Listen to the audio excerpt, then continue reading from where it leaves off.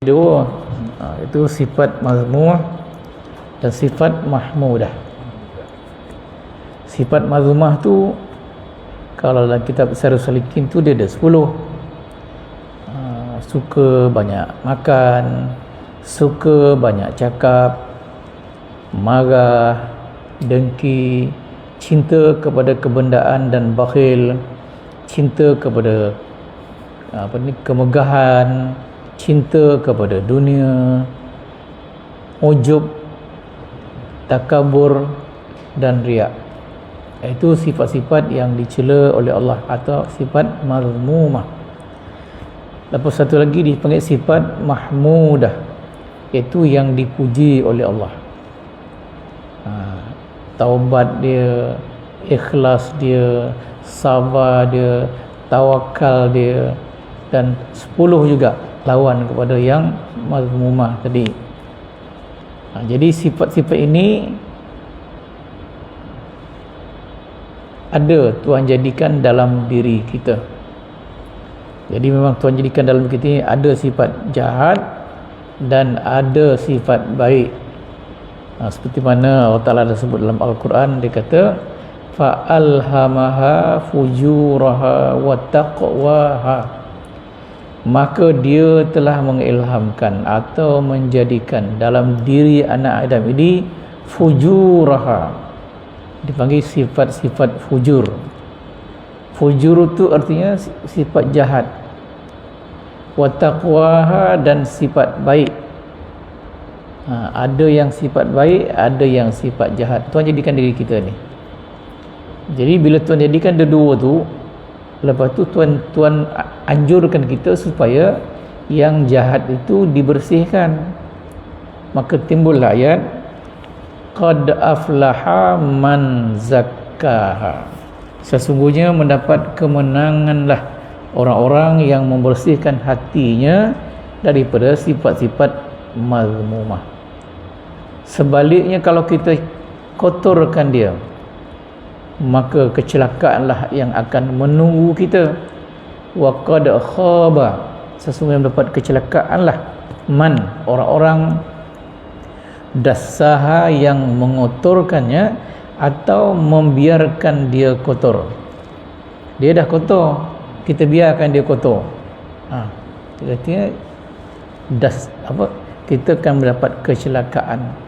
Kalau di akhirat tu kecelakaan dia neraka lah, tu yang mudah. Jadi mana sekarang ni kita kena buat kerja. Apa kerja kita ialah tazkiyatun nafs, membersihkan nafsu kita daripada sifat-sifat yang tidak baik yang dicela oleh Allah. Kalau kita tak bersihkan, dia tak akan hilang. Bila tak hilang, kita mati besok bergelumang dengan sifat mazmumah. Itu saja. Jadi kita kena buat kerja. Yang penting buat kerja tu, yang menghilangkan Allah Ta'ala. Kena buat kerja. Kalau kita tak hilangkan, kita akan matilah besok dalam sifat-sifat yang dicela tadi. Bila mati dalam sifat dicela, kalau ikut Quran, sahlah masuk neraka. Tuhan kata dalam Quran tu, innal abrara lafi na'im wa innal fujjara lafi jahim. Fujjar tu itu isim fa'il mubalaghah daripada perkataan fajir. Fajir tu seorang, tajir seorang peniaga kan, kalau ramai tujar. Kalau fajir seorang yang ada sifat jahat, kalau ramai fujar. Jadi mana duduk fujar tadi? Jahim. Wa innal fujjara lafi jahim, orang-orang yang ada sifat jahat dalam hati dia duduk dalam neraka jahim. Dah tentulah. Tapi kita buat tak tahu ya benda ni. Yang belajar ni sebenarnya ambil tahu. Jadi dah ambil tahu, kita buat tak tahu.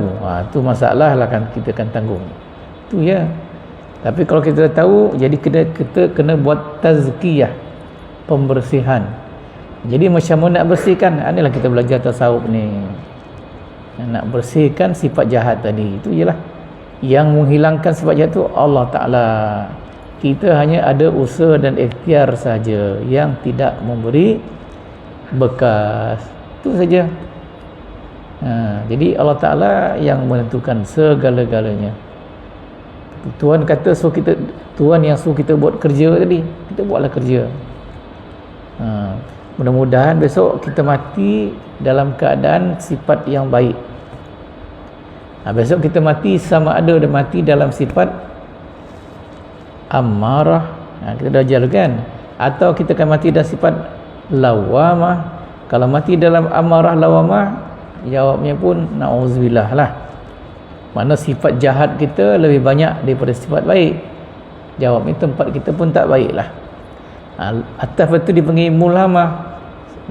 Sifat martabat mulhamah, tahanlah sikit. Kalau mutmainnah, itu memang dah ada jaminan balasan syurga. Kita nak capai ni lah. Mutmainnah tu Tuhan kata dalam Quran, ya ayyatuhan nafsul mutmainnah irji'i ila rabbiki radiyatan mardiyah fadkhuli fi ibadi wadkhuli jannati. Kan cantik tu. Orang yang berada pada nafsul mutmainnah ni, ujung dia wadkhuli jannati, masuklah kamu ke dalam syurga aku, bersuruh Allah Ta'ala masuk. Macam tu lah. Jadi mutmainnah ni dah macam dah hampir ke pangkat wali lah sebenarnya. Wali awam nama dia. Inilah yang kita nak kerja ni. Dapat soal dapat tak dapat, itu bukan urusan kita. Urusan kita beramal dan beramal dan beramal. Yang menentukan dia Allah Ta'ala. Buatlah bersungguh. Itu saja. Jadi buat bersungguh ni itu dipanggil dalam bahasa Arab, kita belajar dulu, dipanggil mujahadah. Mujahadah ni perlawanan, pertembungan antara dua pihak. Siapa dia yang kita nak lawan tu? Nafsu kita ni. Kita berlawan dengan nafsu kita. Itu dipanggil mujahadah. Dalam pertembungan ini, kalau kita menang, insya-Allah berjayalah kita. Kalau kita kalah, habislah kita. Mana diri kita ni dia akan dikuasai oleh nafsu. Tapi kalau tak berperang, tak ada mujahadah, dalam tangan kita kalah. Dan ada tak kita mujahadah? Itu susah nak sebut tu kan. Tak ada. Bila tak ada, mana kita memang sentiasa di pihak yang kalah. Kita rasa kita okey. Kita rasa kita okey. Kalau yang tak berzikir tu, tak mujahadah ni, kita rasa kita okey. Sebenarnya tak okey. Bahkan Imam Ghazali disebut dalam kitab, dia kata, kalau kita tak belajar tasawuf ni untuk membersihkan nafsu jahat tadi, kita dipanggil ghurur nama dia. Sairul Salikin juzuk yang ketiga dulu, Al-Babul Ashir, kata al-ghurur, terpedaya. Kata Imam Ghazali, mana-mana ulama, ulama, dia kata orang awam, orang ramai, mana-mana ulama yang tidak belajar ilmu tasawuf, tidak beramal dengan zikrullah, dia adalah ghurur, kata. Ghurur, terpedaya. Apa kata terpedaya tu? Dia sangka diri dia dah okey dengan kealimannya dalam ilmu tauhid, dengan kealimannya dalam ilmu fiqh, dan sedang dia tak belajar tasawuf dan tak beramal dengan zikir, sebenarnya dia terpedaya, kata Imam Ghazali. Tu ya tajuk dia. Jadi artinya kalau gitu, kita tak peduli dalam hal ni kan, kita balik rugi. Belajar kaedah saja nak mendapatkan ilmu. Pasal nak beramal ni kena ada ilmu, mesti belajar. Jadi ilmu yang kita dah belajar ni, kita mesti cari jalan. Tu ya. Tambahan pula, kita ni berada pada masa yang sangat sedikit lagi dah. Kiamah bila-bila boleh berlaku daripada sekarang. Mungkin dalam 2 tahun lagi atau sebagainya lah. Kalau ikut Nabi itu ke cukup 15 kurun kan. Sekarang ni lebih kurang daripada Nabi lahir sampai hari ni dah ada 1496 tahun. Nabi lahir dah 1496 tahun. Mana 4 tahun lagi nak cukup 15 kurun. Mana dekat sangat. 4 tahun, dalam tempoh 4 tahun ni ingat-ingatlah. Kalau kita leka je kan, bangun pagi buat kerja biasa tu, kerja makan tidur. Sedangkan benda ni kita tak ambil pusing, besok kita akan masuk tu dah. Bila dah sampai saat dia besok tak dapatlah nak buat apa dah. Sekarang ni sebelum sampai saat tu kita betul-betul lah, tu dia saja, lain tak ada pilihan lain lah, lain tiada jalan lagi dah. Itulah disebut oleh Imam Ghazali. Banyak hadis, banyak Quran dalam kitab Sarif Salikin dulu. Kitab ini dia tak macam Sarif Salikin, dia tak ada sifat mazmumah, sifat mahmudah tak ada. Kita kena mempunyai sifat sabar. Jadi sabar ni macam Tuhan suruh kita sabar kan. Sebenarnya sabar ni satu sifat baik. Sifat baik ni bukan kita yang dapat. Ini semua adalah anugerah Allah kepada kita. Kalau Tuhan nak berikan sifat sabar kepada kita, insya-Allah akan dapat. Kalau kita saja nak ada kekuatan nak sabar, kekuatan sabar, tak mungkin. Tak mungkin. Hanya Allah Ta'ala saja yang berkuasa memberikan sifat sabar kepada kita dan kepada siapa saja dalam alam ni. Kalau Tuhan tak beri sifat sabar tu, kita tak mungkin dapat. Begitu yang lepas kita belajar ikhlas. Walaupun Tuhan suruh kita ikhlas, tapi kalau Tuhan tak beri, tak dapat. Segala-galanya ditentukan oleh Allah. Itu tauhid. Tauhid Tuhan tu maha berkuasa. Quran dia senang ya, yahdi may yasha. Yahdi, Tuhan tu akan memberi hidayah may yasha, orang-orang yang dia kehendaki. Jadi adakah Tuhan nak beri kita hidayah? Itu kita tak tahu. Kita hanya boleh berdoa saja, ya Allah berilah aku ni hidayah, ya Allah berilah aku hidayah. Itu kita minta. Yang boleh beri hidayah kita Allah Ta'ala lah, yahdi may yasha. Dan kita tengok orang sesat pula. Orang sesat tu sebenarnya Allah yang menjadikan dia sesat. Pasal dalam Quran lepas ayat yahdi itu dia kata wa yudhillu.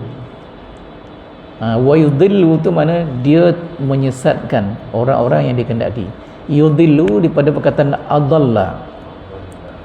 Kalau yadhillu daripada dhalla. Kalau dhalla tu mana dia telah sesat. Ini kalau dhalla yadhillu, mudhari' dia. Kalau adalla yudhillu, tu Arab lah sikit. Jadi kalau adalla mana dia telah menyesatkan, yudhillu dia sedang menyesatkan. Jadi Allah Ta'ala kata wa yudhillu man yasha. Tu dalam dunia ni ada orang kafir, ada orang Islam. Orang Islam tu ada pula orang munafik, ada pula orang macam-macam gelaran kan. Orang munafik ada, orang syirik ada, orang fasik ada, orang zalim ada. Semua ketentuan daripada Allah. Jadi kita mohon kepada Tuhan. Nak mohon tu bukan minta saja, kena buat kerja. Sambil kita buat kerja, sambil kita mohon. Itulah tugas kita. Yang menentukan Allah. Jangan kita kata dan boleh insya-Allah, tak ada habis tu. Itu Mu'tazilah apa nama? Rosak juga. Betul. Sikit kita tak betul kena cara tauhid dia, jadi Mu'tazilah lah, jadi Jabariyah lah, jadi Murji'ah lah dan berbagai-bagai. Sebab tu kita kena ilmu, kita kena ada. Bukan nak banyak sangat, faham ilmu tu, kita buat macam mana yang kita faham. Jangan telat selanya aja, tu rugilah kita sangat-sangat. Sekarang ni katalah sabar, kita kena sabar. Tuhan suruh kita kena sabar. Ada Quran banyak isbir kan, naklah kamu sabar kan. Tapi itu perintah. Yang memberikan sifat sabar kita Allah Ta'ala juga. Itu maksud dia. Jadi sekarang ni sabar tu apa benda dia? Okey, kita tengok dalam ni. Sabar. Ulama-ulama mentakrifkan sabar dengan pelbagai takrif. Apa yang paling penting ialah sebagaimana yang disebut oleh Zunnun Al-Misri rahimahullah ta'ala, sabar ialah menjauhkan diri dan mengingkari mengingkari kan, menjauhkan diri dan mengingkari tenang ketika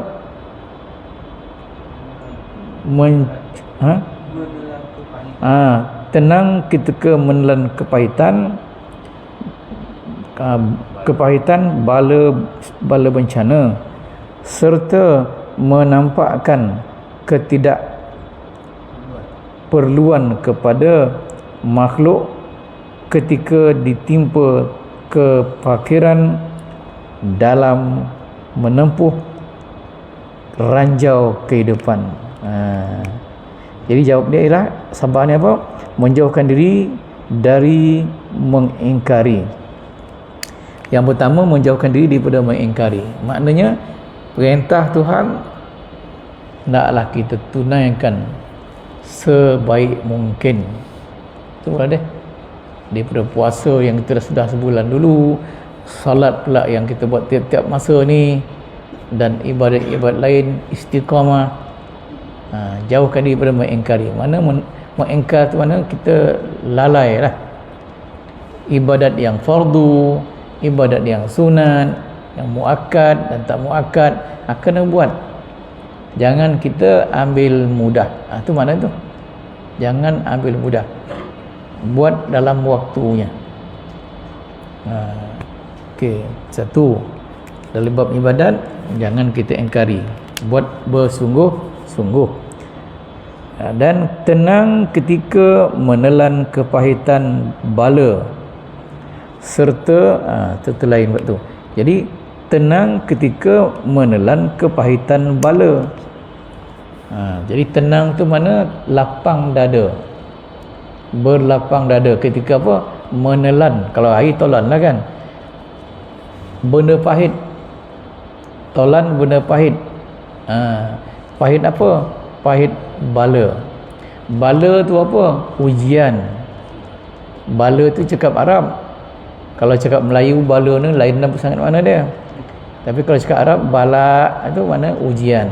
Jadi kita ni sentiasa Tuhan uji kita dengan benda yang tak baik, dengan yang negatif dan benda yang positif.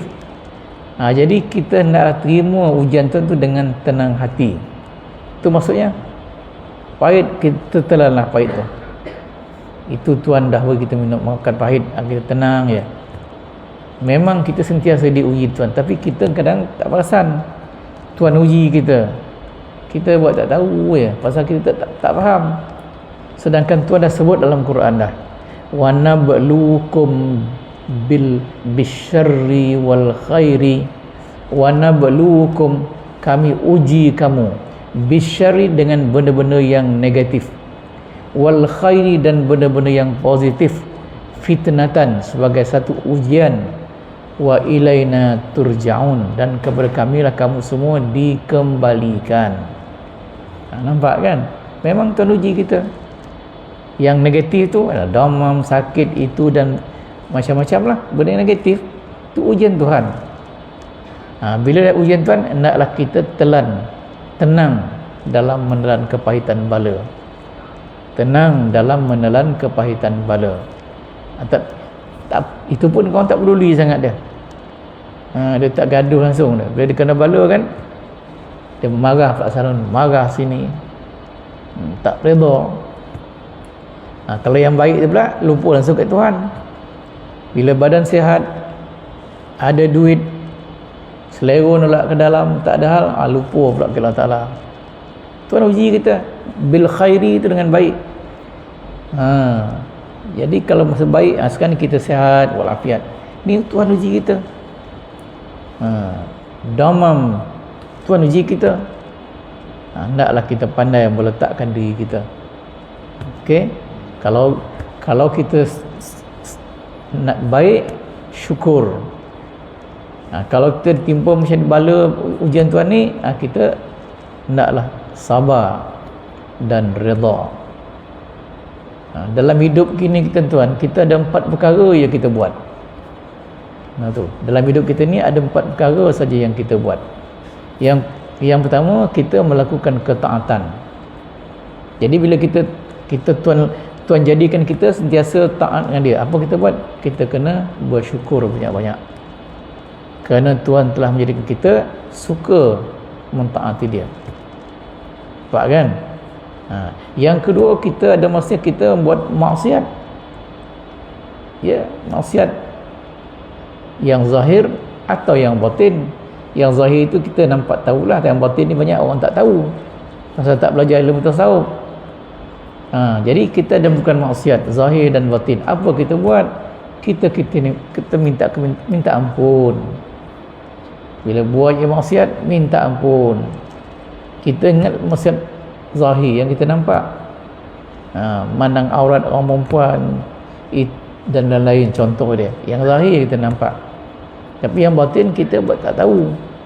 Sedangkan dosa batin tu lagi besar daripada dosa yang zahir ni, boleh menyebabkan syirik macam itulah. Tapi kita tidak memahami betul-betul ilmu ni, kita langgar selalu dan tak pula taubat. Taubat pula umum pula tu. Sallallahu alaihi wasallam umum, tak taubat dia berapa pun tak tahu. Dia baca ya sallallahu alaihi wasallam. Dia sebelum kita tahu apa yang kita salah ni. Macam tu. Yang tu kita minta ampun. Jadi bila melakukan maksiat, kita kena taubat. Apa lagi? Taat, maksiat. Lepas tu bila kita kena bala, kan, ujian Tuhan, kita kena sabar. Bila kita terima nikmat, syukur. Macam itulah kata dia. Sekarang ni sedang kita melakukan ketaatan kepada Tuhan. Kita datang masjid dan belajar. Ini mana kita melakukan ketaatan. Yang belajar ni pun Allah Ta'ala suruh, Nabi suruh. Maka kita sedang membuat kebaikan sekarang ni. Dan kita buat kebaikan ni pun bukan kita yang jadikan ni. Allah Ta'ala gerakkan kita jadi macam ni. Kita kena nampak tu. Aku datang ini, alhamdulillah, Allah Ta'ala telah gerakkan aku datang ke masjid untuk belajar. Macam tu. Itulah tanda kita sedang berada pada tahap ini. Macam tu. InsyaAllah selamat kita. Tu. Jadi ingat, bila Tuhan datangkan bala, hendaklah kita tenang di dalam menelan kepahitan bala. Serta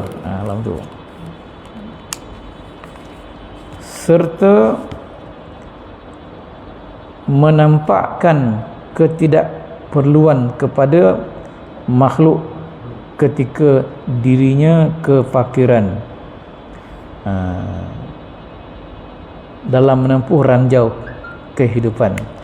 Bila Tuhan jadikan kita pula, Tuhan uji kita dengan kefakiran. Tuhan juga jadikan kita fakir. Bila kita jadikan fakir tu, mana apa kita fakir? Fakir ni maknanya orang yang memerlukan. Itu fakir. Seorang, kalau ramai fuqara. Tapi kita bila fakir dia memerlukan. Apa maksud memerlukan tu? Pasal kita tak ada ataupun kita perlu. Itu kita dipanggil fakir. Sekarang ni dalam hidup ni, keperluan kita 3 perkara yang penting. Makanan, tempat tinggal dan pakaian. Bila tak ada 3 tu, mana kita amat memerlukan. Kita fakir kepada makanan, kita fakir kepada pakaian, kita fakir kepada tempat tinggal. Tu maksud fakir. Kalau tempat tinggal kita dah ada, pakaian ada, makan tak ada, jadi fakir lah tu. Tu maksud. Jadi Tuhan jadikan kita fakir. Bila Tuhan jadikan kita fakir, mana tak ada makanan apa sebagainya, di sini disarankan Syekh ni, kita hendaklah tidak serta menampakkan ketidakperluan kepada makhluk. Kita dah fakir, kita perlu itu dan makan dan sebagainya. Jangan minta dengan makhluk. Macam tu dia. Sabar saja. Usaha ikhtiar kita cari makan tu, usaha ikhtiar. Sabar. Rezeki Tuhan yang menentukan. Jadi Tuhan jadikan kita fakir tu pasal apa? Tuhan yang uji kita, dijadikannya fakir supaya kita jangan mengharap kepada orang, harap kepada Allah. Itu maksud dia tu.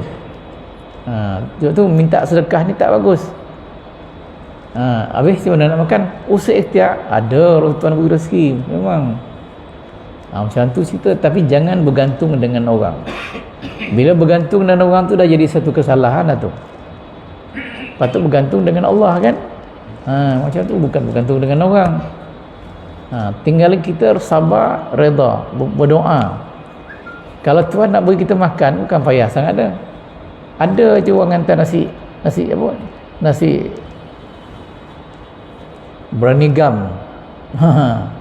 Malam ni kita tak ada makan, tak tahu mana lah rezeki. Doa ya Allah. Jadi tiba-tiba lepas tu ada yang hantar Assalamualaikum. Ada rumah ada hal sikit lah. Kita apa ni, ada pula orang sedekah berani kata dia. Berani apa? Berani gam. Alhamdulillah.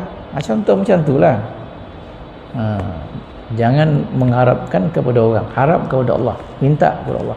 Allah yang maha kaya, dia akan memenuhi keperluan kita. Tu ya. Macam tu lah. Jangan melahirkan rasa perlu kita kepada orang. Tu banyak kisah dulu-dulu kan, kalau kita baca kita kan nampak lah. Macam tu lah kita ni. Tapi alhamdulillah kita ni, kebanyakan zaman kita ni Tuhan jadikan kita, hidup kita sederhana sekali. Tidak fakir, tidak miskin, semua tu. Walaupun ada orang fakir kan, tapi fakir dia tak teruk, masih boleh makan lagi. Bahkan fakir kalau ikut pejabat agama punya tafsiran, makan dia satu hari RM20. Dia bekerja dapat pendapatan dia kurang daripada separuh, RM9. Makan dia 10 hari RM20, dia dapat RM9 setengah ya, RM9.99. Tu fakir. Kalau dia makan sehari RM20 tapi dia dapat RM18, RM15, tu miskin. Itu makna tafsiran fakir, miskin di pejabat agama kita ni lah. Macam tu lah tu. Sebab tu dalam negara ni kan dia gaji minima kan, kurang-kurang mesti kurang-kurang 150, 1,500 kan. Tak miskin. Kalau hitung panjang kita makan sehari RM30, betul kan? RM30. Jadi kalau sebulan 30 hari 900. Kalau pendapatan orang tu 900, memang secukup-cukup itu. So kita makan betul dengan nasi, dengan lauk dia, dengan itu 2 kali makan dan minum kali, lebih kurang RM30. Itu pun tak cukup tu dah. Ya. Itu pun nasib baik makan ikan koring ya kan. Kalau ikan jenahak, jenahak pun dah RM30 kan. Contohlah. Jadi janganlah harap nak makan ikan jenahak. Kalau gaji sebulan 900. Boleh makan, tapi kalau yang lain tu makan sedikit-sedikit, bos hari tu jenahak. Itu je contoh. Ikan hari ni semua mahal. Jangankan ikan jenahak, ikan bolos pun dia dekat RM30 sekilo. Ada lah bos jari RM30 sekilo. Bayangkanlah tuan-tuan. Kan? Apa nilai duit kita dah mengecil lah.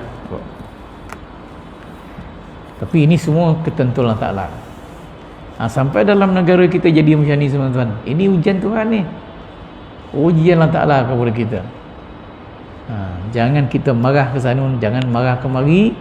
Ini adalah ketentuan Allah Ta'ala. Dia suruh kita sabar, redha dengan suasana tu. Tu ya. Sambil kita berdoa, ya Allah, selamatkanlah kami ni, ya Allah. Itu saja. Mudah-mudahan Tuhan akan lahirkan orang yang boleh ada bangkit untuk membetulkan balik negara kita ini. Kalau tidak, macam ni lah. Jangan risau tu. Okey, sikit lagi. Apa yang disebut oleh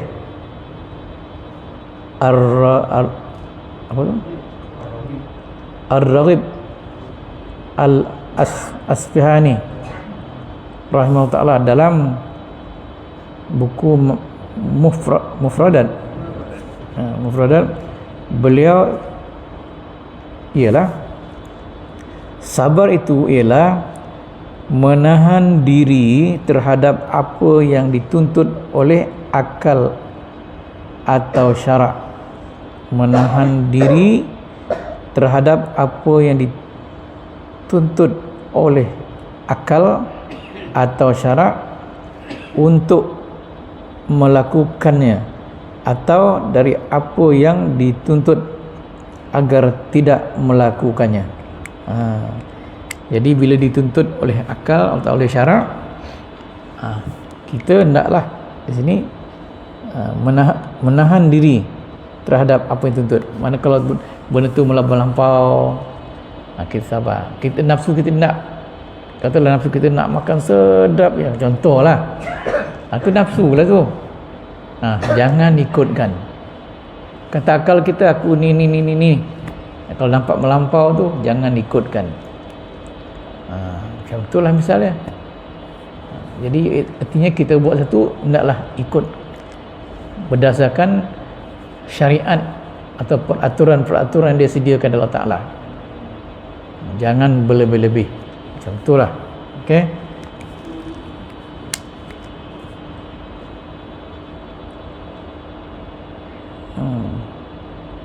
Jadi sama ada kita buat atau daripada apa yang dituntut agar tidak melakukannya. Yang disuruh buat, tengok balik. Yang kata jangan buat, tengok balik macam mana. Sebab tu kita kena ada ilmu dalam hal ni. Gunakan akal kita untuk menentukan. Dan akal saja kosong tak boleh, mesti berdasarkan Quran, hadis juga. Sebab tu kita kena melengkapkan diri kita. Macam itulah. Tambah hari ni dunia akhir zaman ni macam-macam pahaman. Jadi berhati-hatilah tuan-tuan. Okey. Kelas yang buat tu, tarif yang disebut oleh Sayyid Al-Jurjani rahimahullah dalam kitab Ta'rifat, beliau ialah sabar ialah tidak mengadu tentang penderitaan bala kepada selain Allah. Dia turunkan bala kepada kita. Kita tak mengadu ke sesiapa, kita hanya mengadu kepada Allah. Itu ta'rif sabar pula. Iyalah kelah. Jadi kunci dia sebenarnya sekali, bila Tuhan berikan kita ujian, bala tadi, memang kita kadang-kadang kita sanggup, kadang-kadang tak sanggup. Kita mestilah meminta bantuan daripada Allah. Allah yang dalam doa kita baca, kalau kita baca ada tarikat saman ni, dia Allah yang menyempitkan kita, Allah juga yang melapangkan kita balik. Ada doa tu, Allahumma ja'alna min kulli dhiqin farjan wa min kulli hammin wa ghammin wa bala'in makhrajan ya Rabbi. Ya Allah, jadikan tiap-tiap kesempitan itu ada kelapangan. Tuhan yang menyempitkan kita, dan Tuhan juga yang melapangkan kita balik. Ya, kadang sempit duit, mana kita sabar itu ikhtiar dapat rezeki, dan Tuhan yang melapangkan balik. Tuhan yang menguji kita, Tuhan juga yang melepaskan kita balik. Macam itulah. Wa ja'alna min kulli dhiqin min kulli dhaiqin. Arab dhaiqin, tapi ulama-ulama gunakan perkataan dhiqin. Wa ja'alna min kulli dhiqin farjan. Farjan itu kelapangan. Wa min kulli hammin wa min wa bala'in ujian makhrajan, ada jalan keluar. Tuhan juga memberi jalan keluar. Dia menguji kita, dia juga yang memberi jalan keluar. Nak capek, kita kalau duduk sebagai orang yang bertakwa, lagi capek keluar dia. Wa may yattaqillahu yaj'al lahu makhraja. Orang yang bertakwa, Tuhan akan jadikan dia makhraj, jalan keluar. Isim makan, kan? Makhraj isim makan. Yang tu dah siap dah dalam Quran semua. Tuhan yang menyempitkan, Tuhan yang melapangkan, Tuhan yang menguji, Tuhan juga yang melepaskan pada ujian. Jadi masa kita diuji itu, kita naklah sabar, redha, minta pertolongan Allah Ta'ala. Itu saja. Ya Allah, aku ni hamba Engkau yang lemah, aku ni kemampuanku terhad, ya Allah, tolonglah aku ni. Ya, kita merayu dengan Tuhan macam tu, insya-Allah Tuhan lepaskan kita. Setiap masa kita diuji oleh Tuhan, ingat tu. Jadi kalau ujian yang berat-berat tu, memang. Tapi bila Tuhan uji kita pula, kalau kita betul pendekatan kita buat, lepas tu Tuhan akan angkat kita. Biasanya orang-orang yang diuji oleh Tuhan tu, Tuhan angkat lepas tu, tapi dah sabarlah. Tengok Rasul ke Nabi dulu-dulu kan, yang Tuhan beri ujian yang lebih baik tu, dia sebenarnya kedudukan dia tinggi di sisi Tuhan. Dia sabar. Sebab kena Rasul dia ulul azmi nama dia kan, Nabi Muhammad, Nabi Ibrahim dan lain. Tengok Nabi Ibrahim, Tuhan uji dia dengan dicampak dia Raja Namrud dalam api yang sedang terbakar. Datang Jibril nak selamatkan dia tu. Wahai Jibril, Ibrahim, sekarang ni apa yang aku boleh tolong kau sekarang ni? Kata mereka, aku tak ada apa hajat kat kau dah, kata Nabi Ibrahim. Nampak tak? Hajat aku pada kau tak ada apa-apa. Itu je. Pasal apa tu? Tuhan hantar Jibril itu untuk menguji Nabi Ibrahim. Biasa kita kalau kita dah dapat nak kena macam tu kan, ada datang orang nyelamatkan kita kan. Satulah kita kata apa? Kocik niru. Kocik apa? Kocik tak tangan niru lah. Sekarang ni bukan niru lah, stadium lah. Kocik tak tangan stadium. Tuan ada kan? Kalau ada orang nak nolong kita, tapi Ibrahim tak. Hajat aku pada engkau Jibril tak ada.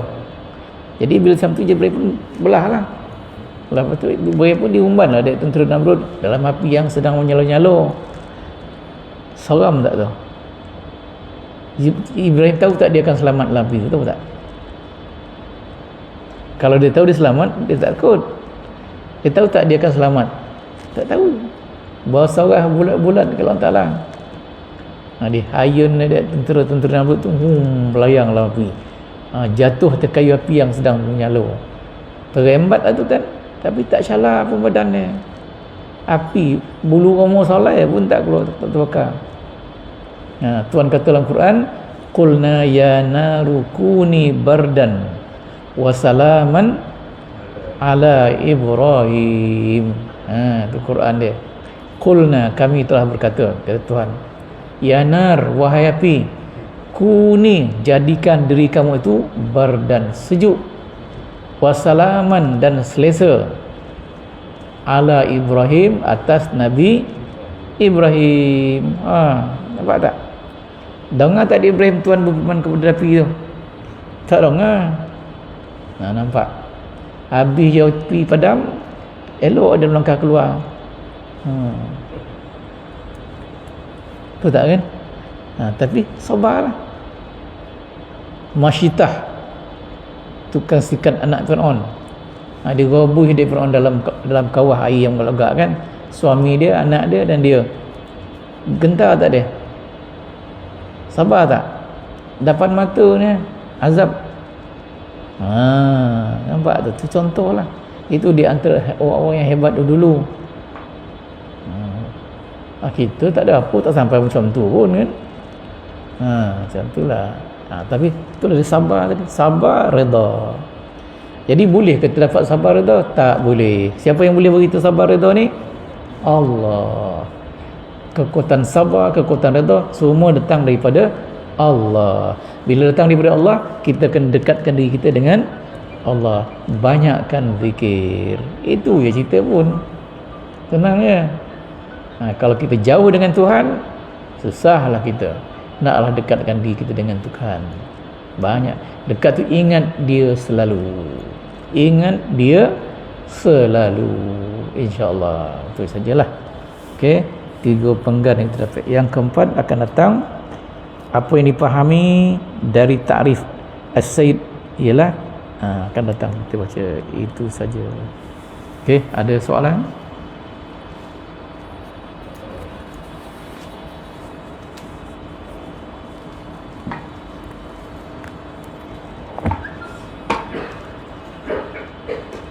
Saja, jumpa lagi. Wabillahi taufiq wal hidayah. Wassalamualaikum warahmatullahi wabarakatuh.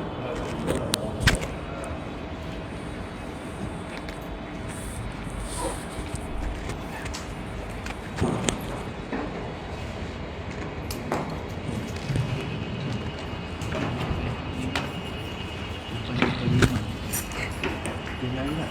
Ya.